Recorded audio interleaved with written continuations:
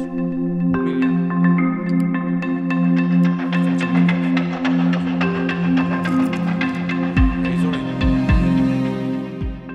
দেশে মহামারীর মতো ছড়িয়ে পড়ছে অনলাইন জুয়া। দিন দিন বাড়ছে জুয়ারির সংখ্যা। শিক্ষিত, অশিক্ষিত, তরুণ তরুণী সহ অসংখ্য মানুষ এর পেছনে সময় দিচ্ছেন, ব্যয় করছেন বিপুল অর্থ। আর বেশিরভাগ লেনদেন হচ্ছে মোবাইল ব্যাংকিংয়ের মাধ্যমে। কখনো নিষিদ্ধ ক্রিপ্টোকারেন্সিও লেনদেন হচ্ছে। সুদবিহীন ব্যাংকিংয়ে আত্মশুদ্ধির পথ এনআরবিসি ব্যাংকের ইসলামিক ব্যাংকিং আল আমিন। কেন মহামারীর মতো ছড়িয়ে পড়ছে অনলাইন জুয়া? সংশ্লিষ্টরা বলছেন, অবাধ তথ্য প্রযুক্তির নেতিবাচক সুযোগ কাজে লাগিয়ে অনলাইনে গড়ে তোলা হয়েছে অপরাধের বিরাট এ সাম্রাজ্য। পদে পদে দেয়া হচ্ছে লোভনীয় অফার, যেগুলো মূলত টাকা হাতিয়ে নেওয়ার ফাঁদ। সেই ফাঁদে পা দিয়ে শুধু অর্থ নয়, নৈতিক সংকলনও ঘটছে অনেকের। অনুসন্ধানে দেখা যায়, ফেসবুক, ইনস্টাগ্রাম, ইউটিউব সহ বিভিন্ন সামাজিক যোগাযোগ মাধ্যমে লোভনীয় অফারের নানা ভিডিও এবং বুস্ট করা বিজ্ঞাপনের মাধ্যমে অধিকাংশ জুয়া বা বেটিং সাইটগুলো মানুষের সামনে তুলে ধরা হচ্ছে।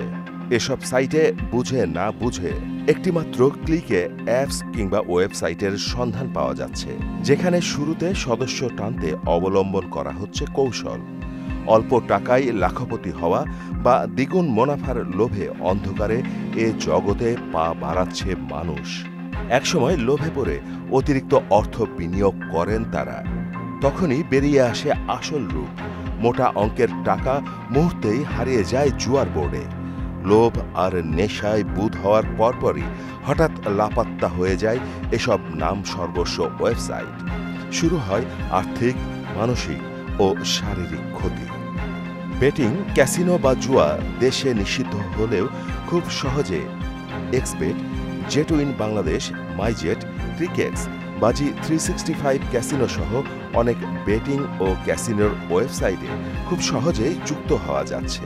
এসব সাইটে টাকা ডিপোজিট করে slots, e games, table game, card game, video poker ও লাইভ ক্যাসিনোতে অংশ নেওয়া যাচ্ছে। বিষয়টি মহামারীর মতো ছড়িয়ে পড়েছে দেশের আনাচে কানাচে। ভয়াল এ থাবা থেকে দেশের তরুণ প্রজন্মকে রক্ষার জন্য বারবার নানা পদক্ষেপ নিয়েছে আইন শৃঙ্খলা রক্ষাকারী বাহিনী। তবে শেষ পর্যন্ত সফলতার মুখ দেখা যায়নি। বন্ধ করে দেওয়ার পরও কোনো না কোনোভাবে আবারও জুয়া ও বাজির অসংখ্য প্ল্যাটফর্ম উন্মুক্ত হচ্ছে অনলাইনে। গত বছরের ৩ নভেম্বর আত্মহত্যা করেন ছোট পর্দার অভিনেত্রী হুমায়রা হিমু। র্যাব জানায়, ওই আত্মহত্যার পেছনের কারণ অনলাইন জুয়া। এ ঘটনার পরপরই প্রকাশ্যে আসে অনলাইন জুয়ার ভয়াবহতা। সবাইকে সাবধান হওয়ার এখনই সময়, না হলে ধ্বংস হয়ে যেতে পারে তরুণ সমাজ। মাহমুদ হোসেন, মোহনা ডিজিটাল।